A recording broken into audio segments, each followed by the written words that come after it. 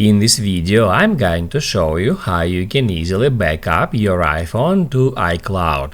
Be sure to watch the video to the very end so you don't make any mistakes, and of course do not forget to like this video and subscribe to my channel.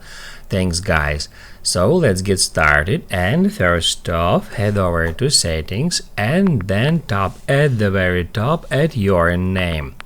After that, get into iCloud. You will be taken to this page where you can easily find iCloud Backup. You can just tap on it, and all you have to do now in order to back up your iPhone to iCloud is first off turn off backup this iPhone feature by toggling off that switcher, and then to immediately create a backup, just tap at Backup Now.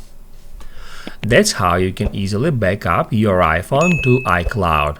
Now you can write down in the comments below if you have any questions about that tutorial. Hit the like button if you liked that video, and see you in the next one.